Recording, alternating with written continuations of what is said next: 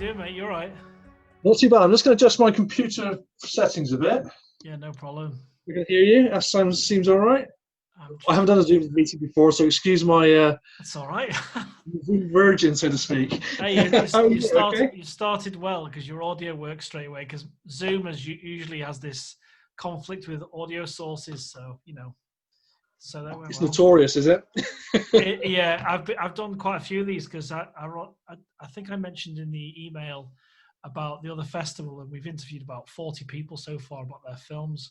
So it's the amount of admin I've done is ridiculous. And we received over 100 films for a festival that was born out of nothing with 3 people doing it, and I've sent about over 1,200 emails over the last 12 weeks just for the festival. So it's pretty crazy. that sounds like my worst nightmare. Yeah, it is, isn't it? Because you gets you away from what you want to do, your artwork, your filmmaking, whatever it is. Admin. Are you actually a filmmaker yourself? I am. I work as a photographer and videographer for the University of Chester because I'm based in Chester. Okay. I make short films whenever I can. And now I've made a second festival. I've got even less time now. But yeah. Is it usually a physical festival? No, this is literally just started. And, Okay. So about when was lockdown? Was it like 14 weeks ago? Something like that? 200 years ago, could it be? In a previous life. Did I have children when it started? I don't know. Yeah, yeah. It's that kind of feeling of it's still going on, and I think it's going on for a while. That's the trouble, isn't it? Yeah. Oh, yeah. It really is. Going to be. I think it's a marathon. We're in for a marathon. I think. I've turned into I don't have children or anything like that, and I've got my fiance. We bought a house recently, and like a year ago, we're doing it up. And when I go out to the public or go to a shop or something, it's like I've turned Mr. Hyde. You know what I mean? I honestly believe it. So there's going to be a face return. At people. Oh yeah, honestly, yeah. Like no one's wearing face masks, all of that, and it's so frustrating. So that might change. I think it's supposed to, isn't it? Especially in shops. Yeah, I think it's a good idea. I feel sorry for like supermarket workers who tell ignorant people that come in, you've got to wear a mask now. Oh, it's interesting. I had a friend who works in Sainsbury's, local to me, and they've had very few cases. So I'm not sure what this virus is playing at. It seems to be, it seems to be spreading in certain areas and not in others. So it's, I know. It's almost a like bizarre it's planned, thing. isn't it? It's crazy. It's a real horror show. Oh no, absolutely. So we started it. Myself and someone I work with, Chris, we started the Isolation Film Festival about 14 weeks ago, a week before lockdown, or 15 weeks ago. And we thought, let's see. Originally, it was going to be between me and him to send each other short films and to keep ourselves occupied. And then I thought, why don't we open up further to a festival online? And then since then, we had no sponsorship or anything like that at that point. And for that festival, we had films from 5 continents, from multiple countries: Australia, New Zealand, Israel, Germany, Colombia. It was crazy, absolutely crazy. And the quality was, some of them are stellar, and I mean stellar. And then some are good, and then some are great storytelling, but the execution's not as good as the others. So the standards are great. I kind of wanted that. I didn't want just one thing and make it difficult. I wanted to kind of give everyone an opportunity. So we had like 10-year-olds doing stop animations, hand-drawn things that you'd appreciate. Nowhere near your lane, though, in terms of horror. But, I don't know. Yeah, I seem to have this. Yeah, I seem to be a bit typecast, but I'm happy being typecast. Oh yeah. Oh, so, some of your work, man. Yeah, like that. I don't see. Yeah, sorry, carry on. How I got onto your work was a friend of mine knew you years ago. I didn't know you personally, but knew your work from 2000 AD. And then I just looked at the hashtag Ramsey Campbell, and I saw the Twisted Fingers picture. Oh, the hands, yeah. I was like, oh, that's great. That's great. And then I spoke to Ramsey, and he didn't know the piece of it. I showed him the picture, and he loved it. He absolutely loved it. And I know you said about it that it was worse than it was worse than he actually imagined, which made me quite happy actually. Yeah. Oh yeah, because you that'll push him to make things even more terrifying, you know. So I mean, the thing is, Ramsey doesn't show much, does he? And if you've got a good imagination, that's where Ramsey really excels, because it just plays this. Oh yeah. Game with your head. I mean, you know, is it the tunnel with the witch and the monkey That's thing? right. Yeah. Oh, and he was telling me about going to the. I don't know if you know the story. Going to the school. A teacher years ago in Liverpool asked him to go and do a talk about horror and horror writing, and the only student that came up and gave him a load of questions and all that was Clive Barker. And really? And then he became very good friends with him, under his wing. Influenced him quite a bit, and it was really interesting talking to him about that. So my idea for the Hellbound Horror Festival, obviously you can tell by the logo, it's Hellraiser influence. Yeah. But I wanted to do something not alternative to what I'd already created an Isolation Film Festival, which we're doing next year. Right. And we've got we've got like financial support now, which is great. All the costs are covered, everything like that. So it's, you know, it's green shoot, it's a small thing, but the reputation's there, and I wanted to do horror because I love it so much. And the other two people I work with, they were like, "Oh no, I want to get back to my other work and all of that." Fair enough. So I'm doing everything for this one, which I'm quite happy about.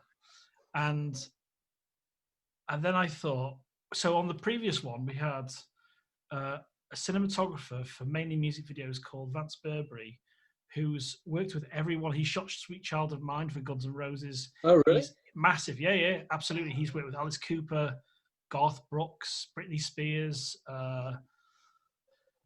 Willie Nelson. And I just sent him an email saying, would you be interested in being a judge for cinematography? Because at that point, we had enough films to, you know, to say, do you want to judge these? And then we had the directors duo who've worked on Ant-Man and worked for BMW and all these other big companies. So it was really nice. So we had those judges after we had the bulk of the films. But this time I thought, let's try it slightly differently. I wanted to have, like yourself and the other two judges, I wanted something from different disciplines. So when you said to me in the email about being, what was it? Slightly intimidating.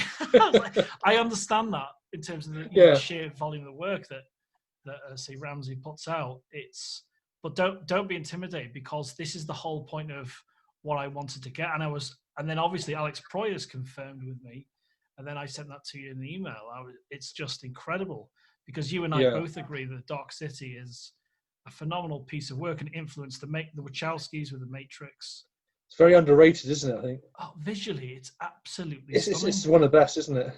Yeah, and then like he's independently spirited as well. If you watch any of his Mystery Clock stuff on YouTube, because he does a fair bit on YouTube live streams. That kind of thing. I'll have to check that out then. He talks to other filmmakers, and he's really interesting. He talks about his films, his techniques. He runs a virtual studio now. You know, these virtual sets they make for TV shows, big shows. Oh yeah. All on green screen, is it? Exactly, yeah. But you can see your results immediately, that kind of thing. Right, yeah. So he runs that. He runs his own in Australia now. I was like, he's never going to respond to me, you know. And then he sent me a DM about the other festival. He said, I'd love to do it next year. I'm sorry if I'm too late for this year. And I said, well, you're not necessarily too late. Would you be interested in doing this Hellbound festival I want to start? And he then I waited and I kind of sent him a DM, and my email got into his spam. He apologized, really sorry. I'll be really up for that. And he was really excited about doing it, because it's a different kind of question. That's why I wanted to ask you, Dave, because it's not like, oh, can you sign this? Can you do this drawing for me or anything like that? It was just a bit of fun as well. And looking at your work, I'm looking forward to it. Yeah, looking at your work, it's you're the right kind of person, you know. I mean, comics really are that sort of. I'm kind of in the middle. I'm between the literature bit and the filmmaking. It's kind of a creative storyboarding process, isn't it? Comics. So it's that absolutely, whole. It's straight in the middle of both Ramsey and Alex. So it's an interesting concept. Yeah. So how did you not necessarily get started in comics or anything like that? How did you when did you first do kind of slightly darker work? Because it's not all that kind of thing. It's because obviously you've got like Inktober paintings. Yeah, how did it start? It started so long ago. I mean, it started when I was about 4 or 5, I think. Like most kids, I had a problem with my eyes. I've got a slight astigmatism, and I had an operation at 3, which meant that I couldn't see very well, and my hand-eye coordination was all over the place. And I went to school and had this. My first teacher was a hideous teacher. She was just horrible, and I couldn't draw. And she told this story of St. George and the Dragon, and I didn't know where to start with a dragon. I had no idea. So I said to her, I can't draw. I didn't know what to do. And she more or less ridiculed me in front of the whole class. I'm only 5 with a dodgy eye, but she fired something up in me, and I went to see Sleeping Beauty, the Disney Sleeping Beauty, and saw Maleficent. Oh, magnificent work. And that dragon at the end, I thought, that's a dragon. So I went through, I can remember I had a blackboard in my bedroom. I just drew this dragon over and over again. I still think some of that stylings is still there in my later work. I can still, and that was where I started really getting fascinated with the darker side, because Maleficent was such a fantastic Geiger-esque design, wasn't she? Even for a Disney. Like the work, it's just absolutely beautiful, isn't it? I can actually think of a piece of your work. I don't know the name of it. It looks like one of the wraiths from Lord of the Rings. It's a black and white piece. I think it might be one of your paintings. Yeah, I think so. Yeah. With the bear traps on the hat? Yeah. Oh, I love that. That's so good. I've shown your work to so many people now, because it's really exciting for me to speak to filmmakers and artists like yourself, and they love that piece. They really love that piece. And there's key pieces I show people as well. So I mean, that's one of my favorites. Yeah, it's on my desktop. I'm looking at it now. It's on my desktop now. I watched your the video you put out for 2000 AD on going through a panel of the process. Yeah, with the 3 eyes on the head. Yeah, that's just one panel out of hundreds. Yeah. Oh, I can only imagine. I'm currently on the next one, but the next story is going quite well. It's more of a we've gone away from the main story for a bit, just have a rest. But we're doing an anthology series of horror stories based around the Dark Judge world. So it's particularly dark. It's magnificent work, mate. It really is. And I mean, sorry. No, you were saying that. So that was your kind of first foray into it, was coming up with the dragon after you saw Sleeping Beauty. Well, I mean, because I was only 5 years old, but within a year, she'd fired up something in me, which I think it was pure revenge. I think I was going to make sure that I wasn't going to be ridiculed again. And within a year, I was one of the best artists, not only in my year, but a couple of years above me. So wow. I owe her a lot, even though it was a very it was a very sort of, quite a malevolent act of hers to ridicule me for not being able to draw, but I do thank her in a way. So, but then it was the old Universal films, like I remember Frankenstein Meets a Wolfman, and I still remember the scene when he's in the bed, Lon Chaney Jr., and he's changing in the hospital bed, and that was one of the first real memories of a horror film that stuck with me. And even looking back at it now, it's still got a real spooky edge, that particular transformation scene. It's. I think the thing with the transformation scenes in those movies, like in Dr. Jekyll and Mr. Hyde, and there's I don't know the name of it. There's an effect I saw on Instagram. It was from like a 20s or 30s film, and it was something to do with pulling a filter from past the camera, and it changed this woman, this really nice, pleasant-looking old woman, to like a demon. I'll send you it when I find it again. Oh right. And it's all it was a glass filter in front of the camera, like a huge glass filter. And when they pulled it past, it's seamless. It's seamless. Yeah. It's a piece of magic. And the thing with those transformation scenes for me, especially like the one you pointed out, is when they transform, there's obviously several stages. You don't know what's underneath the next layer of the effect, if you know what I mean, when you see it happening. So it's like Bill Bixby when he was turning into the Incredible Hulk. I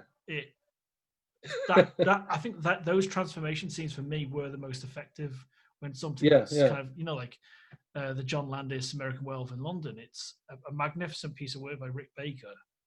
Yeah.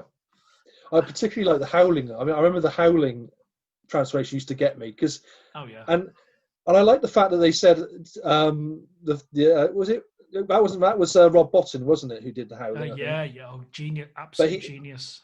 But he said that all the neck pieces bulging and stuff were a mistake, which due to their inexperience in the actual process of creating these bladders. I believe one of the bladders almost choked the actor because it was pushing into his larynx. So, I really like that weird, bulgy, like a slightly it's great. It's off. Really, yeah. It's like whenever you see something under the skin in a film, you kind of think about your own body, don't you?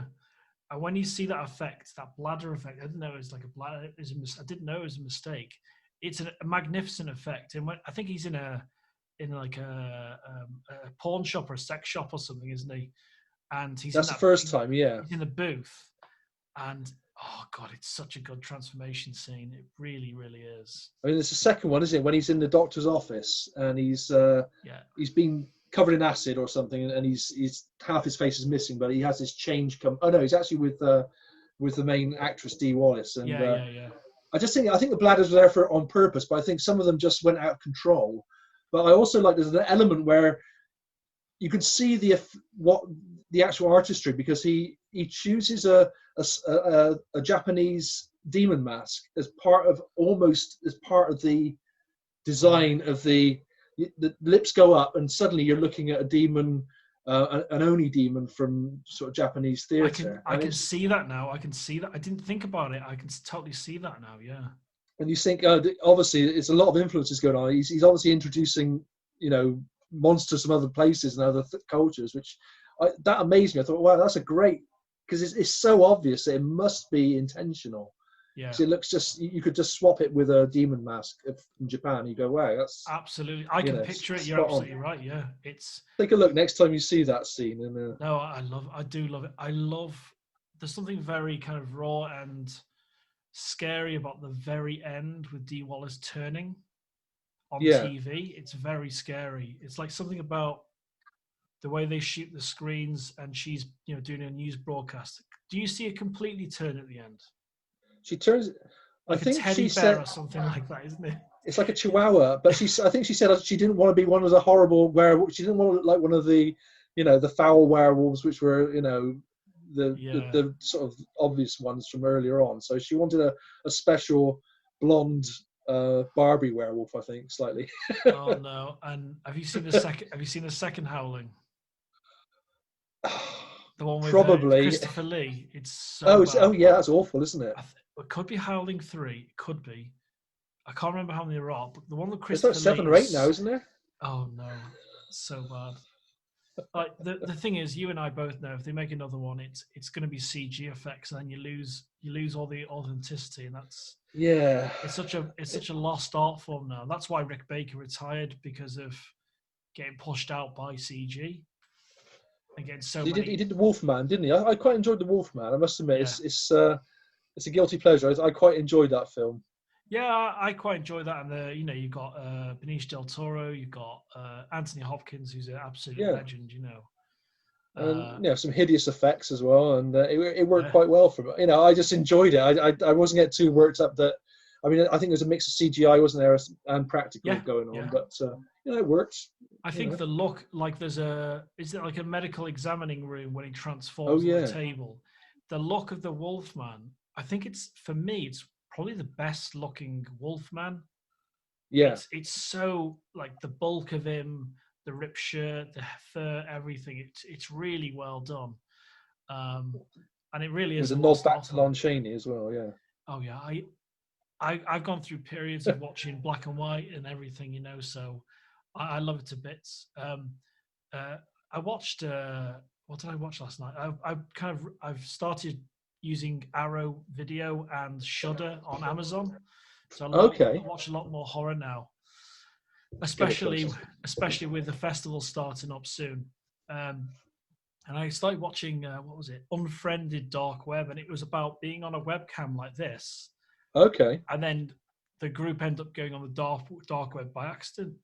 So the way the way horror films have kind of shifted now since, say, Blair Witch is huge, isn't it? I mean, they're mixing as well. I watched one earlier called Headhunter. Have you seen Headhunter? That's with Nicholas Coster-Waldau, isn't it? The guy from Game of Thrones. I'm not sure. I'm not sure. I can't remember. Painting or something. No, it's basically a medieval warrior. Oh, it's definitely not that film then. No, well, basically, I think it's called Headhunter. But basically, it's a very low budget but beautifully shot film of this medieval monster hunter, and awesome.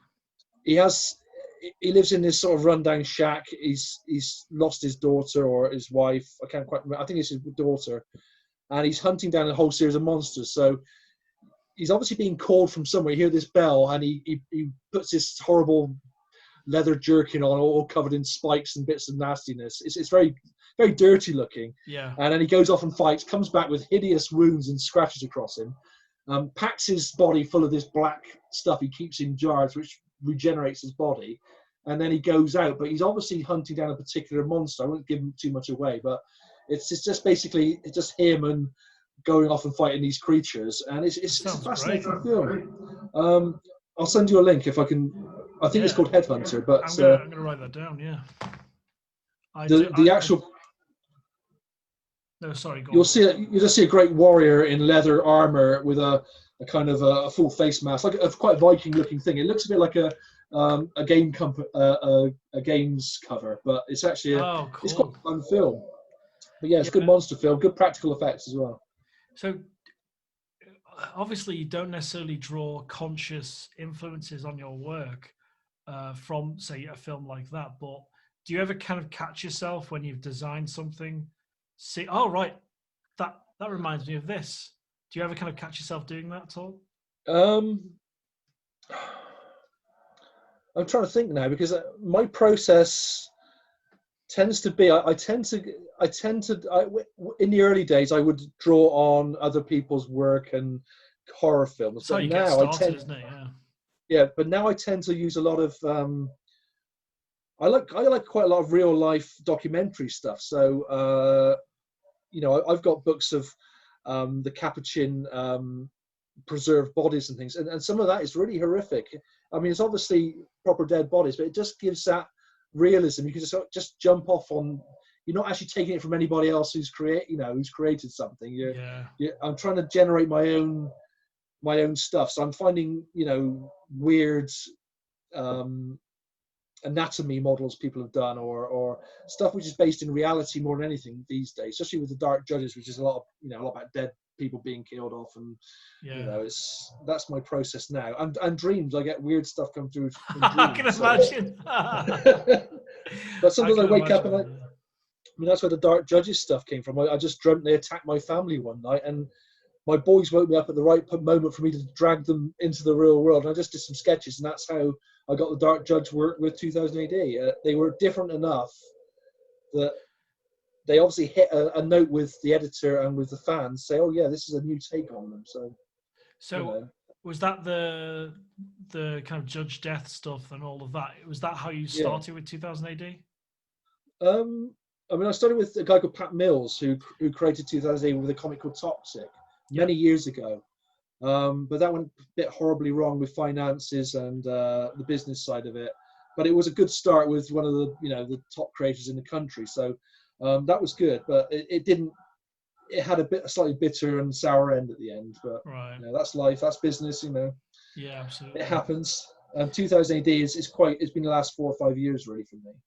It's been great fun. It's such a well-respected company and comic and storytelling group. That's how I see it. And the Judge Death stuff that you've done, there's something. I think he's sitting in a chair. The one I've seen off your website, he's sitting in a chair. It feels like it's a painting. So that's a tradition. That's a traditional painting.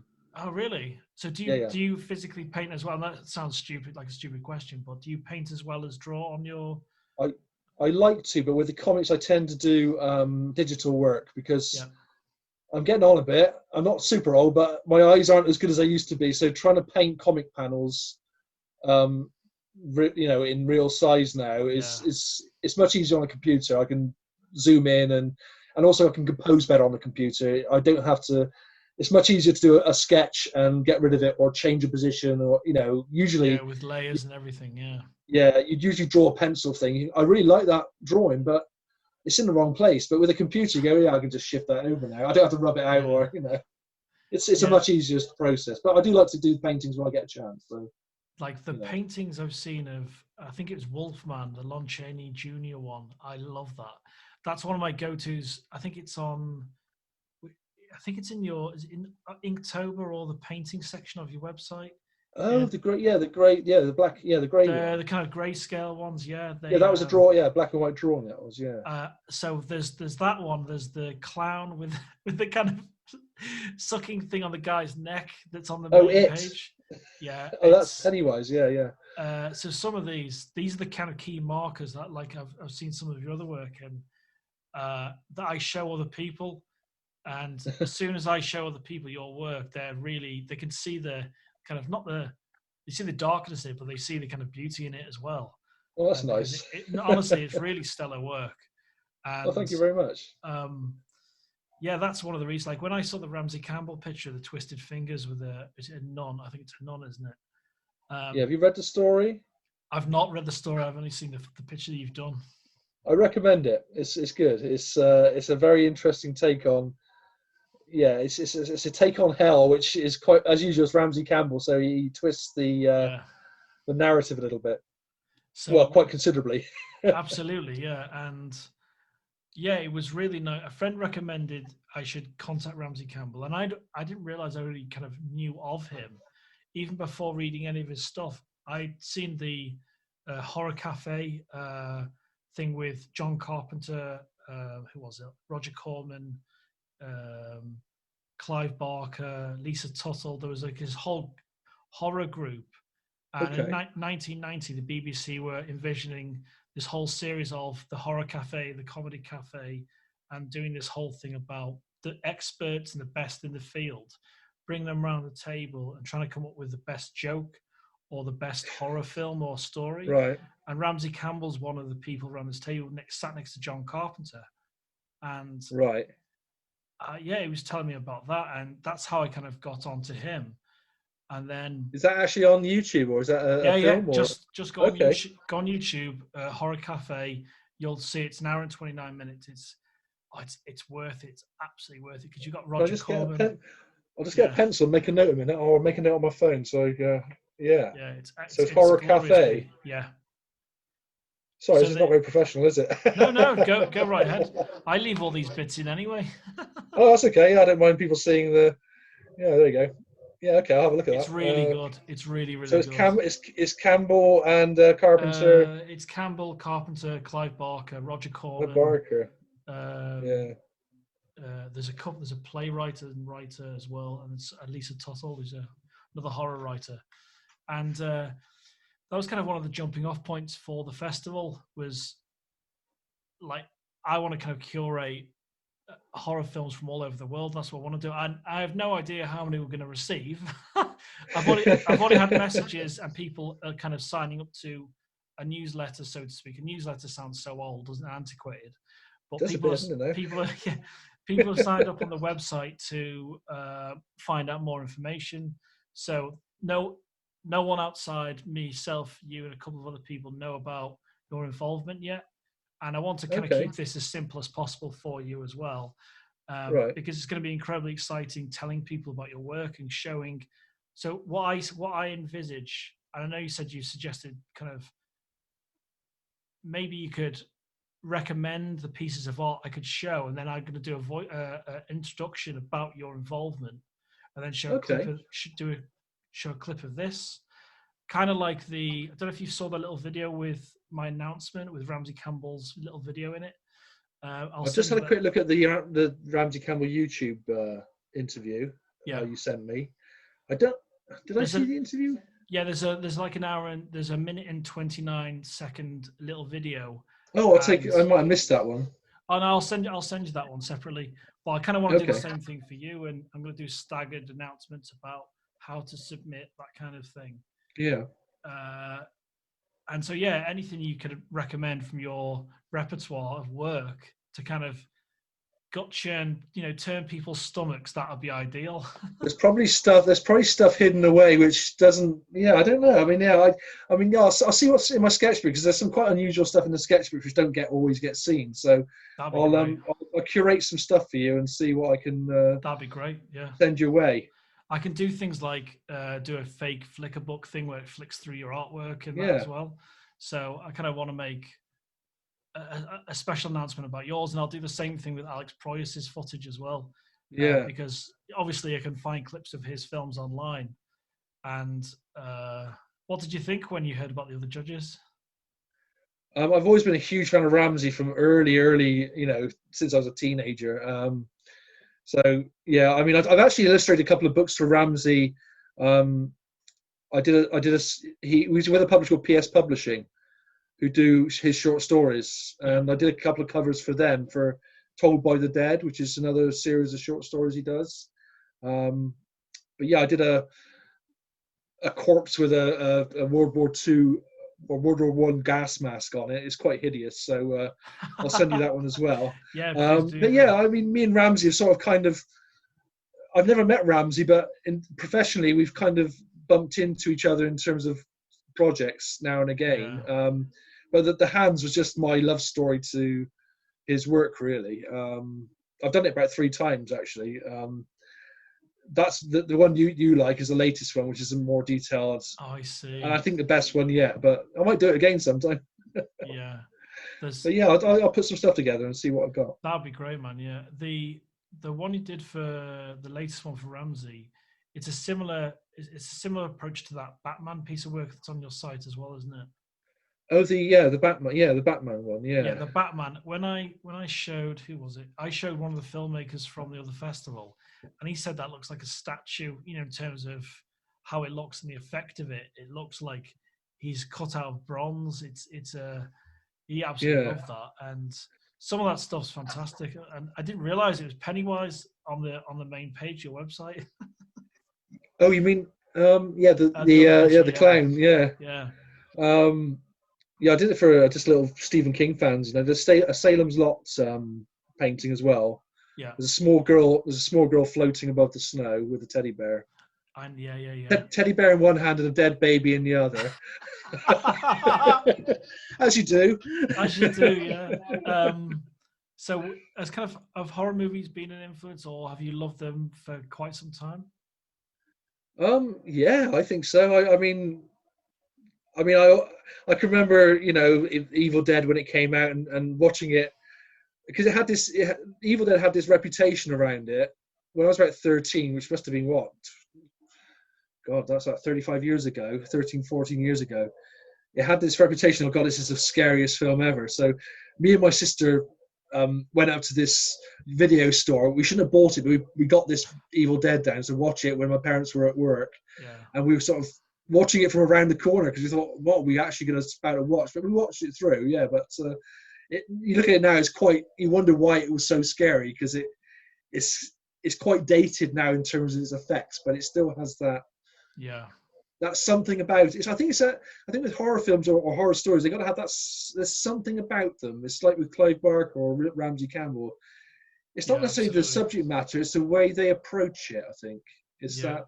I think the big thing in Evil Dead is, when you look back now, one of the things that's most effective is Sam Raimi's approach to the cinematography and the movement of the characters, like the twitching necks and all of that, and kind of like scattering, almost like it's like fewer frames in the film. Yeah, and it's like kind of approach to it. It is quite scary movement in. It's quite insectoid, isn't it? Exactly, like what's the girl called in Exorcist when she comes down the stairs? I think that's the extended version. Yeah, when she comes down stairs backwards and all. Yeah, anything with unnatural movement, like in The Ring, where she's coming through the TV and then the bones are breaking, that kind of thing. It's like everything, like it's not just the monster; it's everything about it. It's the way it's lit, or the sounds. That's what I love. I love all these facets you see. Kind of. It's like I like Jacob's Ladder. Do you like Jacob's Ladder? Oh yeah, That's another one of those. That's a very Ramsey Campbell type of film, really, isn't it? Absolutely is. Yeah, like it's urban. It's when I was a young man, and even around now, when I think there's a like a club scene when she's getting wrapped around by the kind of serpent arms or something. Yeah. It's such an erotic moment, but it's so kind of super dark and evil. It really is kind of Ramsey-esque, isn't it? It is. I mean, I think that's why I'm attracted to it. It's got that sort of element of just yeah. You can't really put it into words. It's just that unsettling. You don't need the gore. You don't. It's like in Jacob's Ladder, you see the homeless man on the chair, and it's just this tentacle gets dragged in under the. It's very Lovecraftian as well. This tentacle gets dragged in underneath the coat, and that's all you see. But that's all you need just to get the imagination flowing, really. Oh, absolutely. One thing I wanted to kind of touch on was, and it reminds me of Dark City quite a lot. Actually, there's only a few panels on your website. I think it's House of the Holy. Oh, House of the Holy, yeah. Yeah, that's with Mike Carey. So it's like Mike Carey. I don't know. He wrote The Girl with All the Gifts, and it became a film. Yeah, huge film. Yeah. Yeah, what was it called? Was it called The Girl with All the Gifts? Yeah, with Glenn Close and yeah. So Mike wrote Houses of the Holy, and that's for a digital platform called Madefire. But yeah, that's pure horror as well. Those because that's with the kind of Nazi kind of element, isn't it? The story of Houses of the Holy is about a vampire girl of 13 years old. It's quite a bizarre story. She lives with a basilisk who's retired and become a German Berlin townhouse. So it's a stone edifice house, but inside lives this vampire girl with a brain tumor, and she was turned at the point that she had a brain tumor, and so the brain tumor itself is a vampire as well, feeding on her.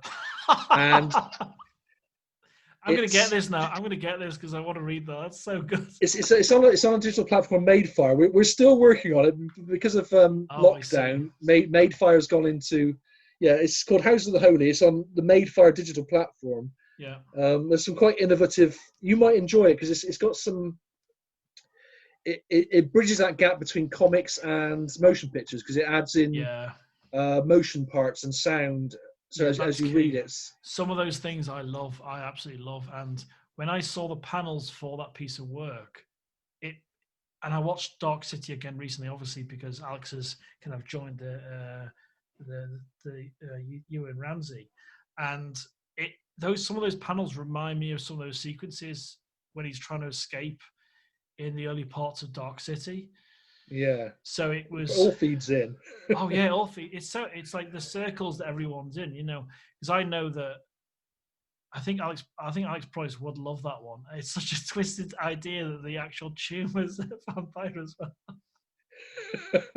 I mean, I'm not sure where it's going, but she's the stories at the moment. She's been captured by the Gestapo, and they're going to use her as some kind of final solution thing. But it's coming to an end, but because of lockdown, I'm not sure when it's going to finally see the end. I mean, the thing. What's interesting about that project is because Madefire are based in San Francisco and they're looking to try and get properties into film and TV studios. So who knows?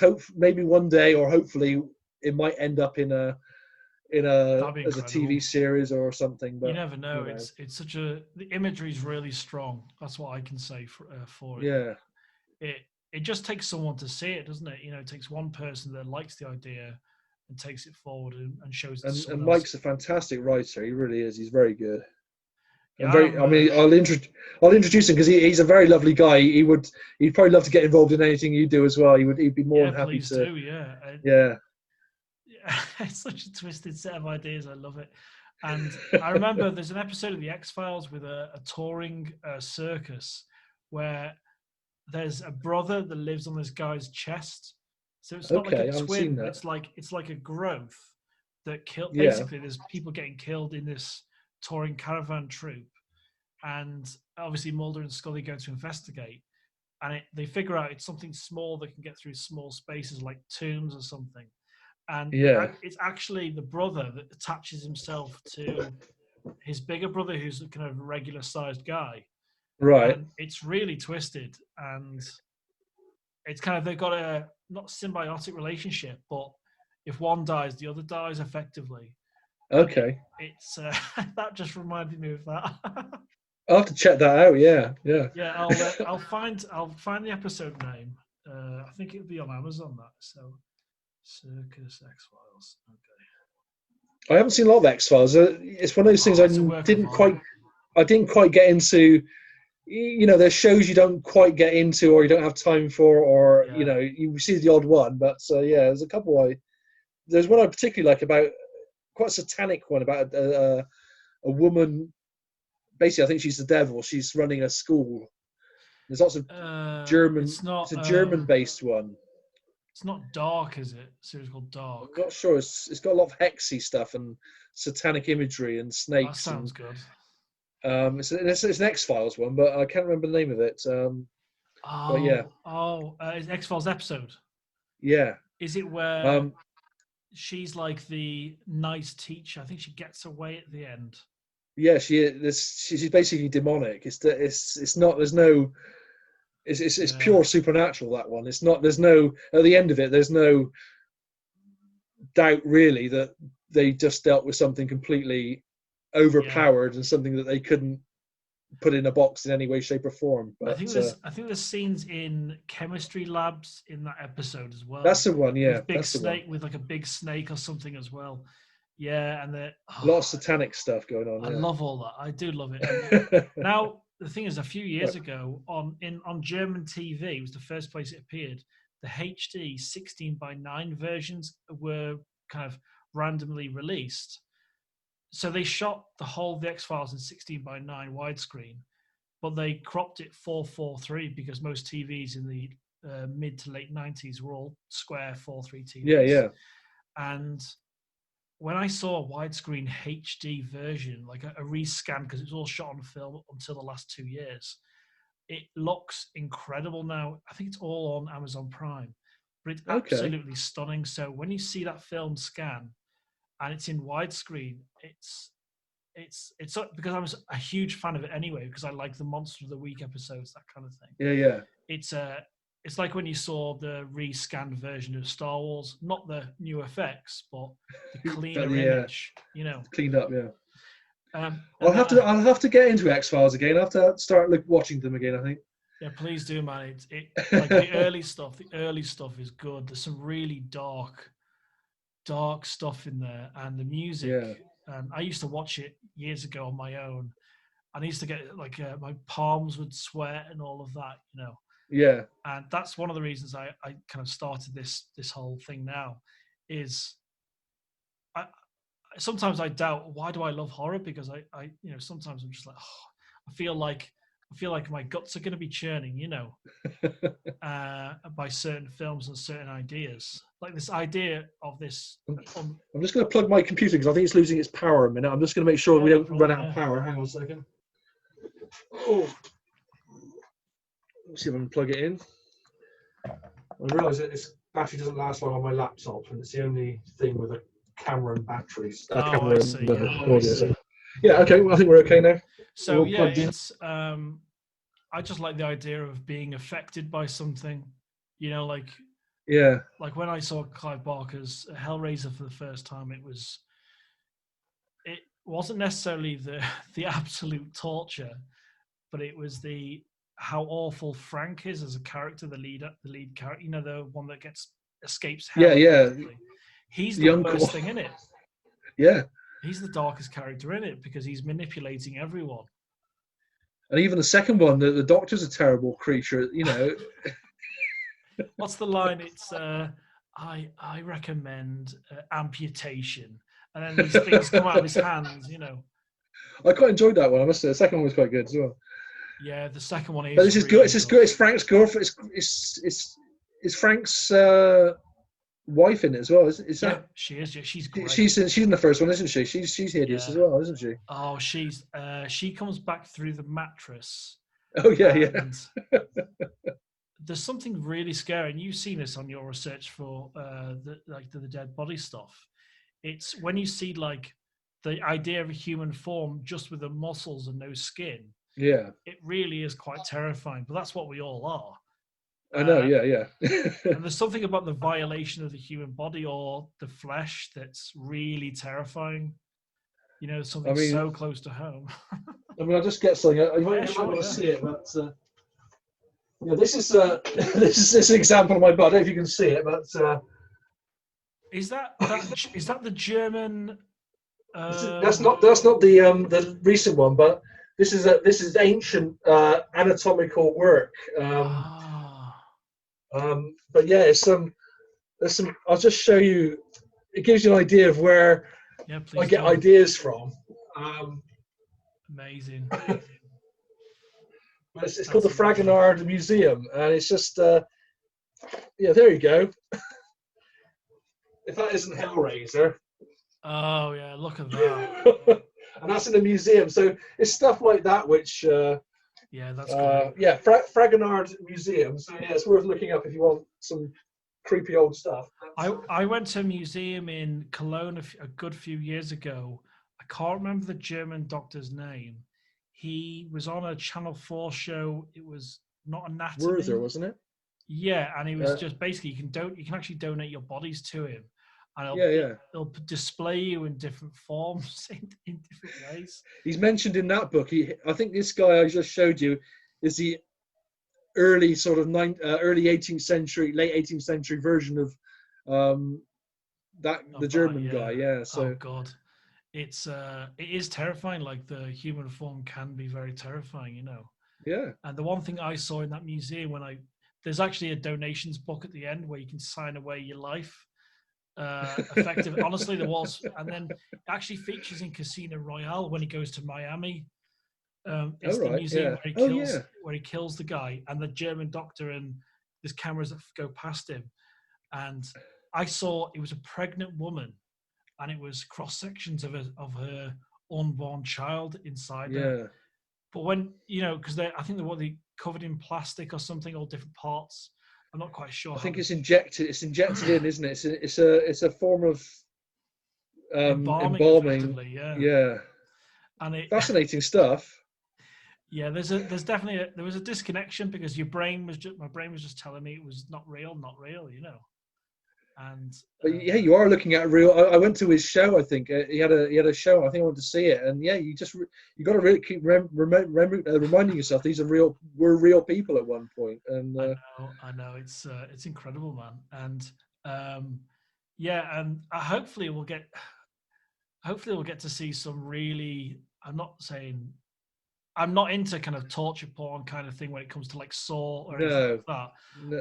I want some good. The storytelling is the key thing, and I'm sure you can appreciate that as well with working for 2000 AD. Story is kind of paramount, isn't it? I think it's probably the most important thing because if you don't have any, I think the important thing with horror is you don't have an emotional attachment to the characters. Yeah. If you don't care for the characters, you have the most horrific creatures, and things happening, but you just don't really care. It's got to hit your heartstrings, so to speak. Yeah. So when people kind of come up to you when you go to these events and you do signings, that kind of thing. In the old days. Yeah. What were in the old days for everyone? Yeah. What were the kind of? Yeah. What were the? Are there certain beats that people would go to? Are there certain pieces of work? What was kind of the most popular thing people would engage on? I mean, because mostly I do comic strip stuff, it's usually the Dark Judge stuff. But I've been asked to draw.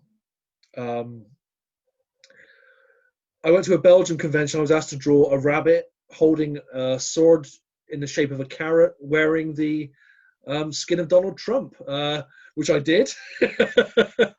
I get asked to do all sorts of strange things. I quite like the unusual stuff. So I've had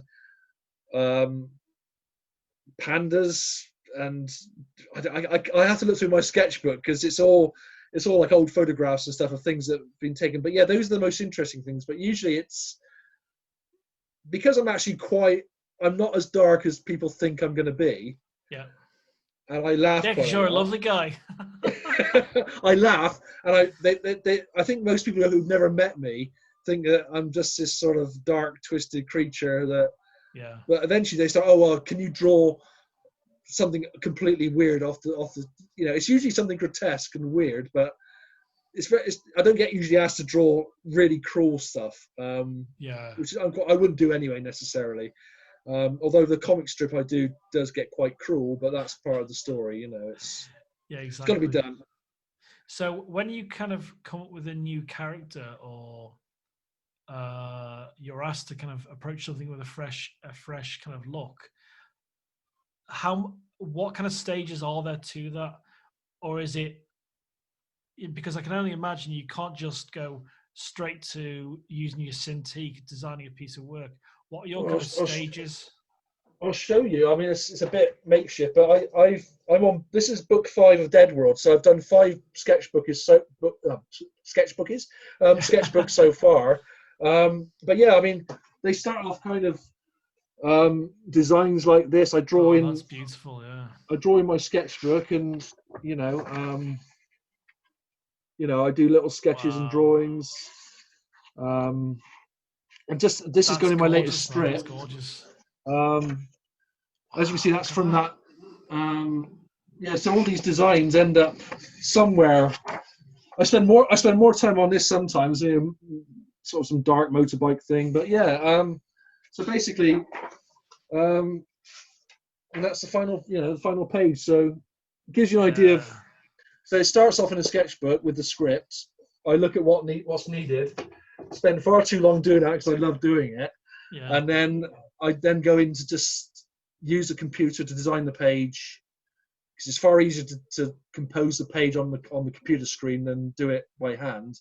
Yeah. And then I print it out, and then in Blue Line, which is just a system. I don't know if you have a way that blue can be dropped out of a picture. Okay. But with comic strips in the old days, you used to use Blue Line. So you draw your basic lines in blue, then pencil or ink them, and then when you scan it in, you can take the blue line out. So you can be as scruffy and messy with the blue line as possible. Yeah. But you can remove it at the scanning stage. So I do that with this process. I print them out as blue lines, then I pencil them in detail, and then have I got another? Yeah, I've got a page. Yeah, please do. Yeah. I'll show you a page in. So this gives you an idea. That's the actual. You will see some of the blue line on that one. Oh yeah. Yes, quite. Yeah, I see. Yeah. Then they're very, very faint. It starts off like that. So, and then eventually I'll scan this in. Yeah. Take out the blue line and then paint it digitally with just the pencils. That's really clever, isn't it? That's really clever, and it's quite time consuming, but it's fun. I like to have the pencil traditional stage somewhere in the process. It's fun to. I like drawing physically.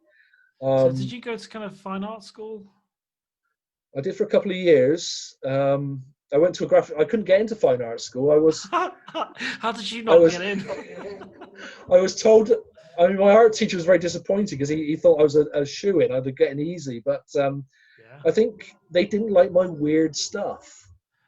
And see, I can only imagine now that that's embraced. I can only imagine possibly. Now. That's a real shame, because it's so you almost knock back because you're not doing traditional pieces of work. But interestingly enough, it's like life can give you these crossroads. So my art teacher then said, "Well, I'm disappointed you haven't got in, Dave. You should have got in." But there's this little graphic design course, a BTEC, at Brunel in Bristol, and it does a BTEC. But it was a very well respected course, and I went there. And I just looked at the end of show exhibition on my own just to see what they were like. And I came to this illustration part where this guy had drawn Nosferatu and monster designs. I thought, this could be the place I have to come. So I went there and met this illustration tutor. She was mad as a box of frogs, but she was just incredible. And she's one of those people you meet in life who was important to me. She embraced H.R. Geiger, Bill Sienkiewicz, and all these great comic artists. She really enjoyed. She was open to being influenced. So that was one of. If I probably got into the actual art design course, I probably wouldn't have gone along this route, because she was also responsible for, I did 2 years of graphic design and illustration. Then I went to a comic convention, and the art editor of 2008 said, well, you can do this as a job. I thought, okay. I went back to college, said, can I specialize? And they said, oh, well, we don't do that. We can't do that. And she took me aside, put me in the office and say, Dave, you just got to leave and do your own portfolio. Just get out of here, start pushing yourself. And it was the best advice, great advice. She didn't want to see me go. That's great, man. That's great.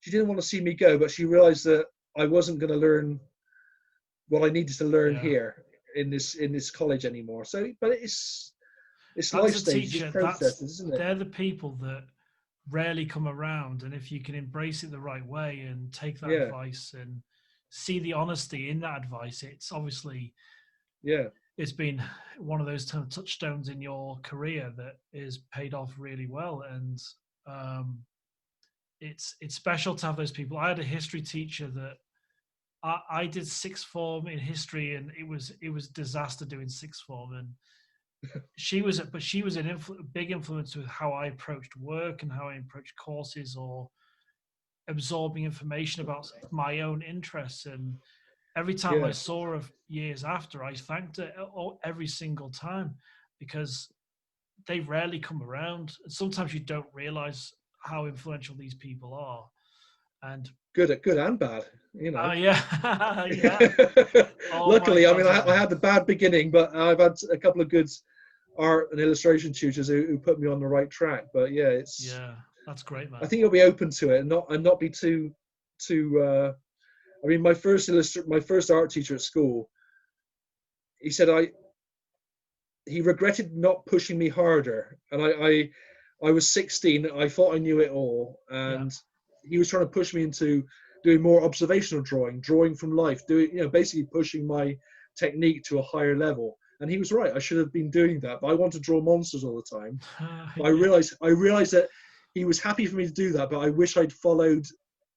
I'd have got a lot further if I'd actually been less arrogant with his gentle I see what you mean, pushing. You know what I mean? It's life, though. I've never been nowhere near a tenth of your skill set, but or talent. But I used to draw Star Trek ships. That's what my thing was. Because I was a huge Trekkie, but I can definitely see the appeal of monsters. And when I really started to love horror, I'd say it was early 90s, and thanks to my eldest brother, I was terrified of Chucky and Bad Taste and all these other Krueger. I had nightmares about Krueger and Dracula for years. And I started to draw. I don't know if have you seen Event Horizon? Oh yeah. I used to draw the it's not the Black Hole engine. I used to draw that. I used to just if I was in a meeting with you, but it was about my Joe job, so to speak, I would end up finding out I was drawing that thing. That's not a good sign, is it? No, it's quite. Because if you watch the film and think about that, it's a really dark idea that's going to take beautiful you to design hell. though. That film is that ship is beautifully designed. Oh, the ship,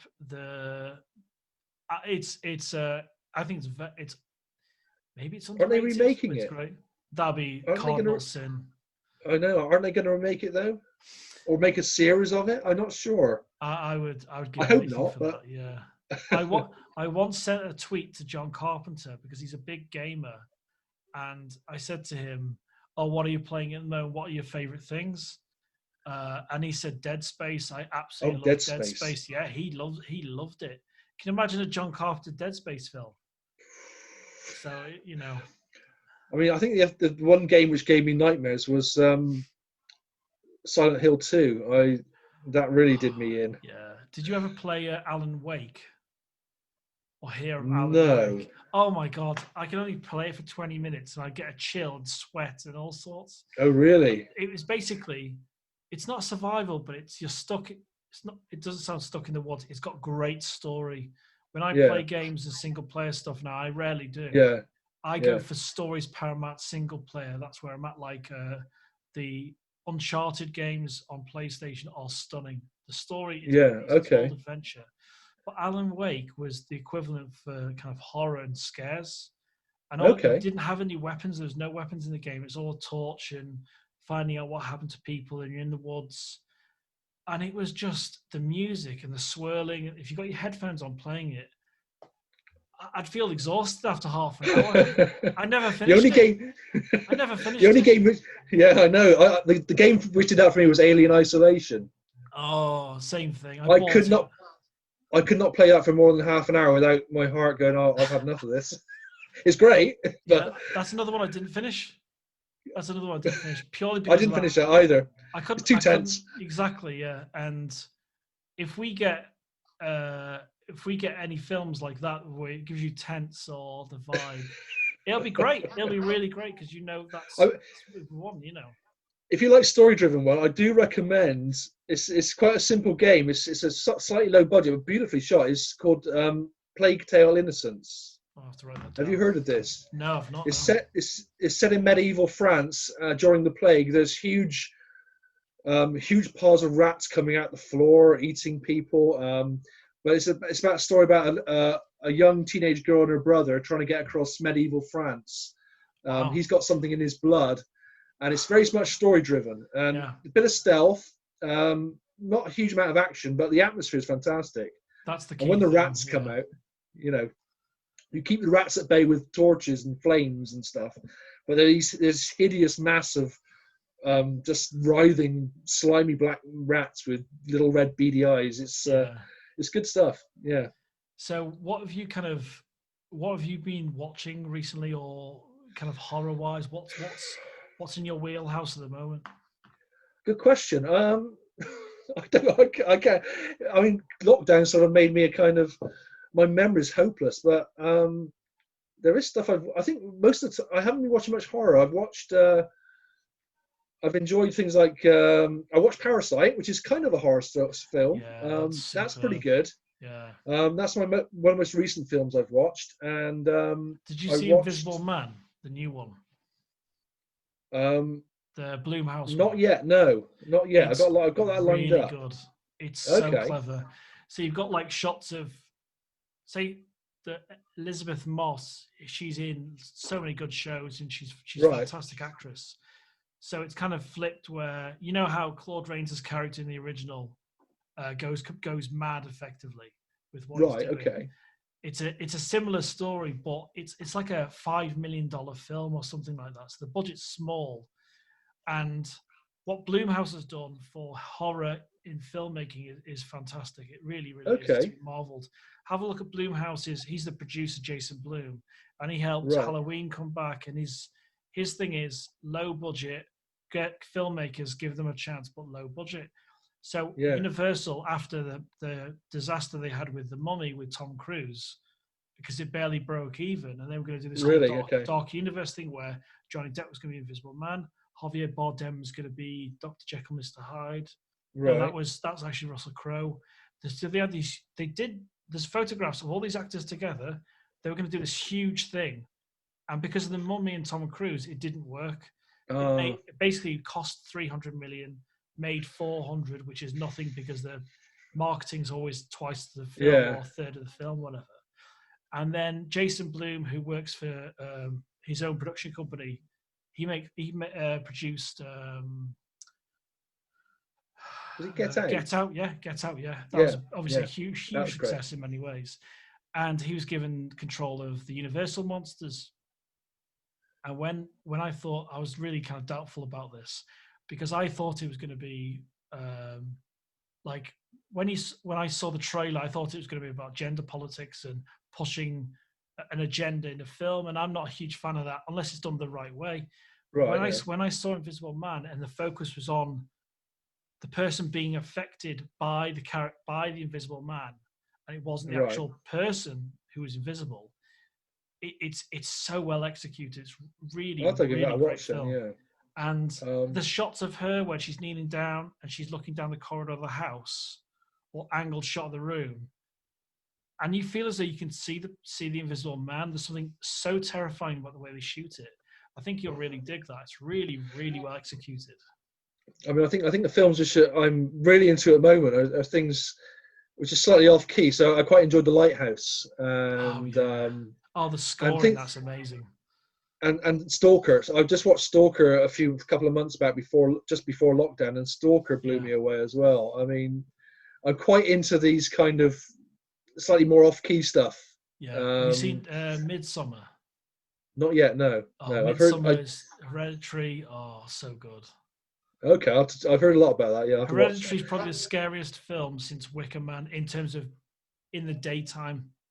Okay. Because most of Wicker Man's in like the daytime, and it's still terrifying. So it's Midsummer in the Midsummer. I think it's set in. I think it's set in Sweden, where you go to this kind of cult type place. Yeah. And most of it's in the day. Like I'd say 99% of it's during the day, and it's so dark. It's great. You'll draw some. You'll appreciate a lot of it. When I did enjoy it, I was wondering whether it was going to be any good. Was Color Out of Space? Yeah, Richard Stanley. Nick Cage's Color Out of Space was actually remarkably good, considering the effects were Alex really. Proyas, the last live stream interview was with the director of that film, Richard Stanley. Yeah, I mean, I enjoyed that. It was good. It was. Yeah, Ramsey Nick Cage chewed. Well. Yeah, Ramsey. Nick Cage chewed the scenery a bit, but most of it was. Most of it was quite hideous and quite well done, and it didn't push the gruesome too much. Yeah, but the monsters were great. There was one I'm going to watch that reminds me of that. I'm going to watch it tonight after we finish, called The Beach House. Okay. It's a new one. It's on Shudder, which is a channel through Amazon. And I might have to get Shudder. That's a horror one, isn't it? Yeah, it's 7-day free trial as well.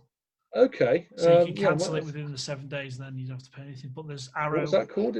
It's called The Beach House. Okay. I'll make a note of that. Yeah. But yeah, I'm gonna send you one of the films from the other festival. Now, there's a filmmaker called Ian Rayburn, and he submitted a film called Days, and he came second in the overall awards. There was top 3, and there's different categories. And he recommended Shudder to me and The Beach House, and it looks fantastic. So I'll send you Ian's film Days, and he'll love the fact I've sent you the film as well, because he's seen your work. Okay, lovely. Okay. But he's gonna make a film for the festival for us. So yeah, let's talk about a little bit of that process. The process is going to be dead simple, and that's what I said to Ramsey, because Ramsey told me he gets up at 6 o'clock every morning and writes for at least 4 hours every single day. I wish I was that disciplined. I'm like, oh my God.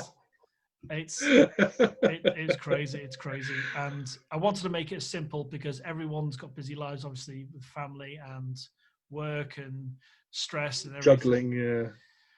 Like the juggling. Like I could see why you can't watch too many horror films if you're looking after your kids, you know. They're quite.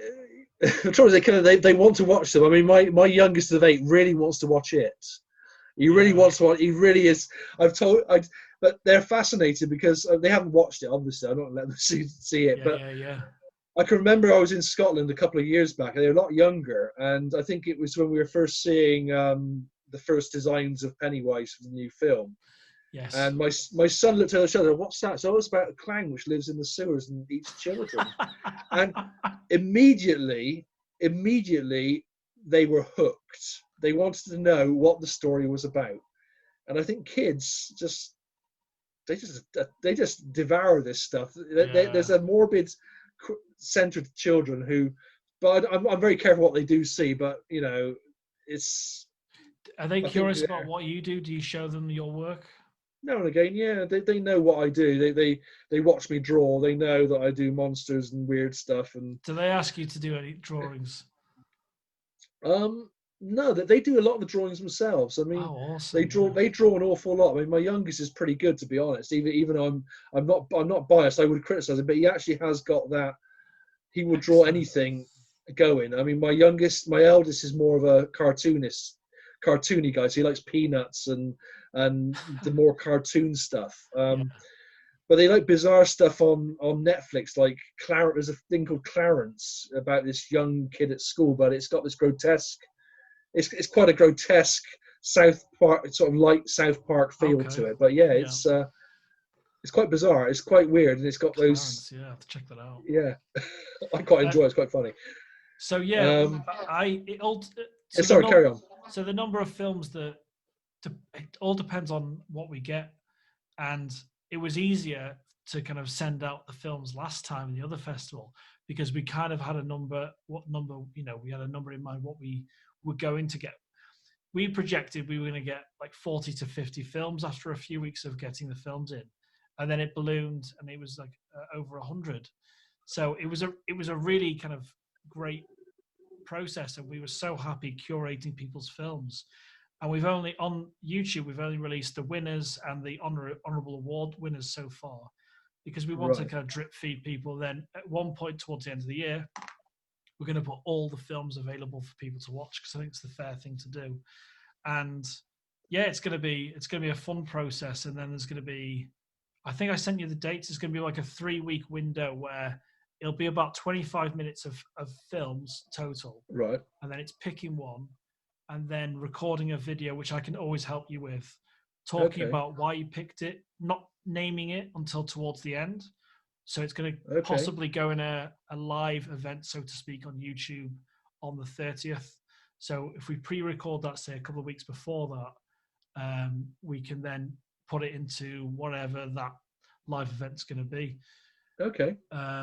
So yeah, I've asked Alex Proyas, I've asked Ramsey. They're both doing a similar thing, and I want to just make it because, you're extremely busy. Ramsey's writing like a crazy man, and Alex Proyas is running a film studio in Australia. So it's been great having you come on board, man. I'm really, really happy about you being part of this. Well, it seems we had quite a natural chat. I've really enjoyed it. Yeah, it's been lovely. No tension. No, exactly. Yeah, that's the whole point. Is because don't want any stress. This is supposed to be a fun project as well. And when I started seeing your work after that one hashtag on, I think it was something you must have been you posted with Ramsey Campbell's hashtag. Right, probably, yeah. And then I started seeing your other work and go, yeah, I can see the amazing thing in this. We've actually got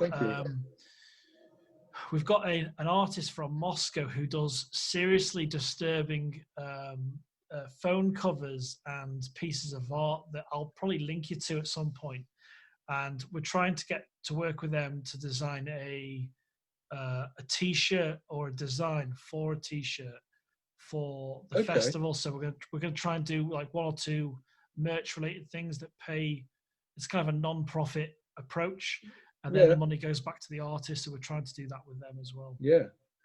I'll send you a couple of links. So there's a couple of artists you might enjoy as well. I obviously collect art and different artists, but there's a couple of things you might enjoy. Judging from this conversation and what you actually like, I'll send you a couple of links to a few people as well, so you can have a look at some other horror art. I've got. I wish I could take it off the wall. I've got a horror piece of art by an artist called Rob Larson, and it's from 2000. It's got all these horror characters from, you've got Doug Bradley, you got Nicholson from The Shining. So I've got it signed by Chucky, Michael Myers, Robert Englund, Voorhees. I kind of wish I could add the others, but it's impossible. Yeah, you know what I mean? That sounds great. And yeah, I've just been a big fan of horror. Like, there's a photograph of me and Robert Englund at a Collector Mania, because you've been to quite a few of these things in the past. The similar, yeah.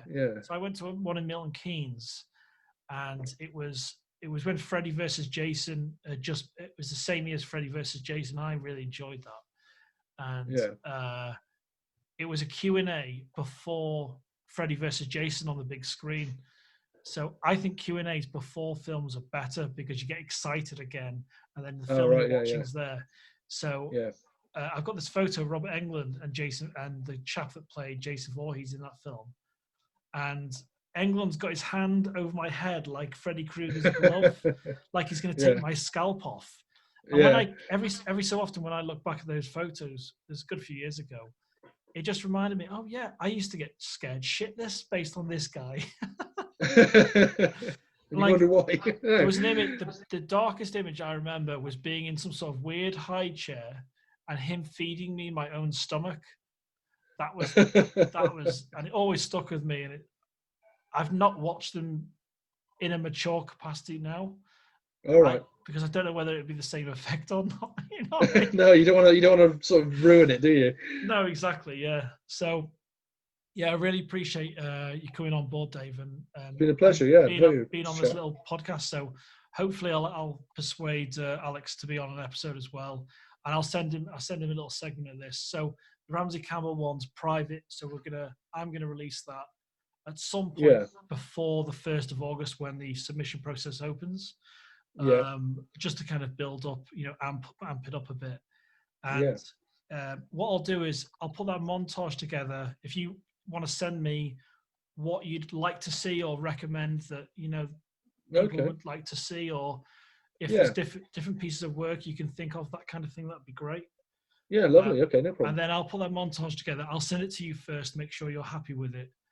Right. Okay. And then I'll release it after you give it the okay. Well, that's lovely. Yeah, great. It's been a real. Yeah, I look forward to seeing the films as well. So, did you think it was?